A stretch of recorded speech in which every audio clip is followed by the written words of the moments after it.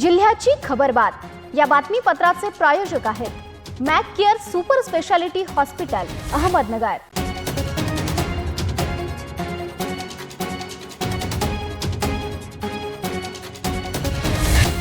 प्रेक्षको नमस्कार, मी निर्जला, न्यूज 24 सह्याद्रीमध्ये तुमचं स्वागत। तर पाहूयात अहिल्यानगर जिल्ह्यातील महत्त्वपूर्ण बातम्यांचा आढावा जिल्ह्याची खबरबातमध्ये। सध्या महाराष्ट्रासह देशातील 22 राज्यांमध्ये मतदार यादी विशेष पुनरावलोकन मोहीम राबवली जात आहे। विरोधी मतदारांची नावे गायब करण्यासाठीच हे सत्ताधाऱ्यांचे देशविरोधी षडयंत्र आहे। SIR ही वोट चोरीची योजना आहे। निवडणूक आयोग आता वोट चोरी षडयंत्राचा सक्रिय भागीदार बनला असून हा लोकशाहीवरील हल्ला असल्याचा आरोप ठाकरे शिवसेनेचे महानगर प्रमुख किरण काळे यांनी केलाय। आपली नावे गायब होणार नाहीत यासाठी मॅपिंग करून घेत मतदारांनी जागरूक राहावे असे आवाहन देखील काळे यांनी केले आहे। पारनेर कृषी उत्पन्न बाजार समिती ही शेतकरी वर्गाची कामधेनू म्हणून सध्या ओळखली जाऊ लागली आहे।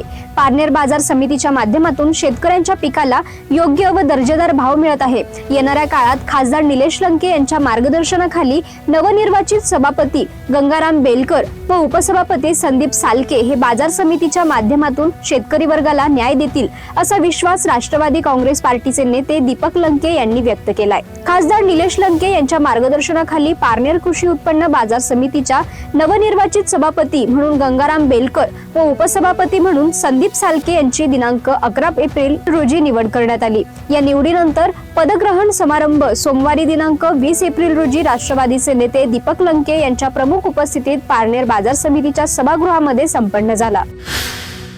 अहिल्यानगर जिल्हा परिषदेच्या महिला व बाल कल्याण विभागाच्या वतीने आयोजित 8वा पोषण पंधरवाडा अडगाव सावताळ मध्ये मोठ्या उत्साहात साजरा करण्यात आला। सदृढ बालपण सक्षम भवितव्य हा संदेश घराघरात पोहोचवण्यासाठी गावातून भव्य मशाली फेरी काढण्यात आली। यावेळी संपूर्ण गाव पोषणाच्या घोषणांनी दुमदुमून गेले होते।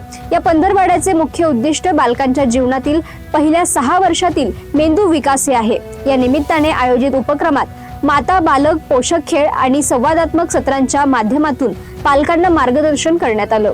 लहान मुलांमध्ये वाढत चाललेली मोबाईल आणि स्क्रीनची ओढ ही चिंतेची बाब असून मुलांचा स्क्रीन टाइम कमी करून त्यांना खेळ, संवाद आणि सर्जनशील उपक्रमांकडे वळवण्याचे आवाहन यावेळी करण्यात आले। महाराष्ट्रात अवकाळी पावसाचा अंदाज वर्तवण्यात आलाय। हवामान विभागाने वर्तवलेला अंदाज काल खरा ठरलाय, कारण सांगलीसह काही जिल्ह्यांमध्ये रविवारी पाऊस पडला। हवामान विभागाकडून 23 एप्रिल पर्यंत पावसाचे अलर्ट जारी करण्यात आले आहेत। अहिल्यानगर जिल्ह्यातही 20, 21 आणि 22 एप्रिलला पावसाचा येलो अलर्ट देण्यात आलाय। श्रीरामपुरात उभारले जात असलेले भारतरत्न डॉक्टर बाबासाहेब आंबेडकरांचे भव्य स्मारक हे केवळ एक पुतळा नसून ती बाबासाहेब प्रतींची असलेली आस्था असेल। हा पुतळा असा देखणा आणि भव्य असेल की जो कोणी श्रीरामपूरमधून जाईल त्याच्या मनात बाबासाहेबांबद्दलची निष्ठा अधिक बळकट होईल। बाबासाहेबांच्या कार्याला शोभेल असे भव्य स्मारक उभे करणे हीच आमची प्राथमिकता असून येत्या 3 महिन्यात बाबासाहेबांचा भव्य पुतळा उभा राहणार असल्याची ग्वाही भाजपचे प्रदेश उपाध्यक्ष डॉक्टर सुजय विखे पाटील यांनी दिली आहे।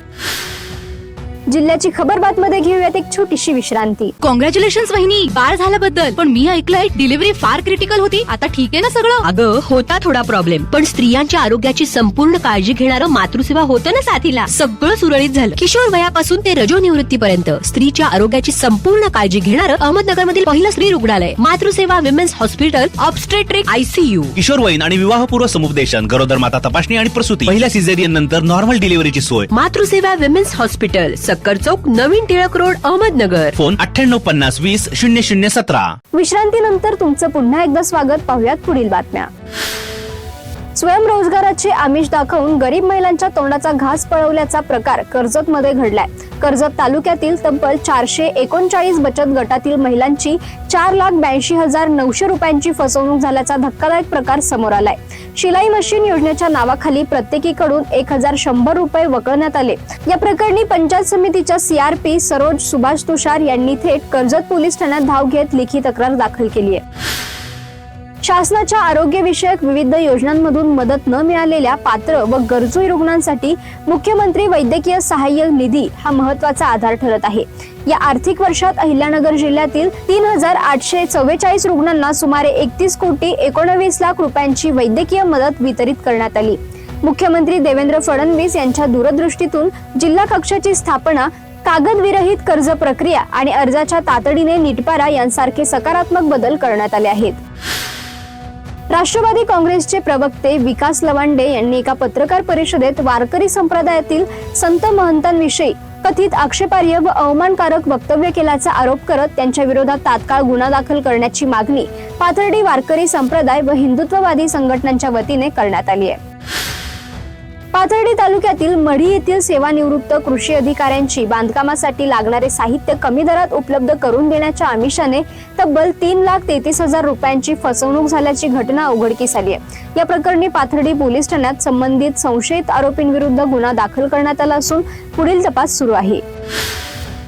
कोपरगाव शहरातील प्रभाग क्रमांक 3 सुभद्रा नगर येथील श्री स्वामी समर्थ मंदिर सभामंडप बांधकाम व सुशोभीकरण कामाचा भूमिपूजन दरम्यान कोल्हे गट व काळे गट आमने सामने आले असून दोन्ही गटात जोरदार वादंग झाल्याची खळबळजनक घटना अक्षय तृतीयेच्या शुभ मुहूर्तावर घडली आहे. या भूमिपूजन सोहळ्याला गालबोट लागले असून यावेळी जागेच्या तसेच आमंत्रणाच्या मुद्द्यावरून काळे व कोल्हे गटात शाब्दिक वादंग होऊन यानंतर या ठिकाणी धक्काबुक्की झाल्याने काही काळ तणावाचे वातावरण निर्माण झाले होते. सदर सर्व प्रकार युवा नेते विवेक कोल्हे यांच्या समोरच घडलाय.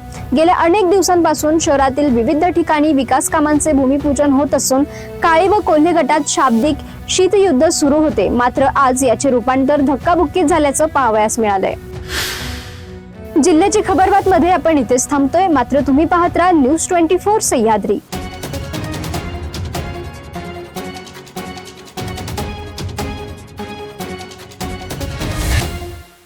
जिल्ह्याची खबरबात या बातमीपत्राचे प्रायोजक होते Mac care super speciality hospital Ahmednagar.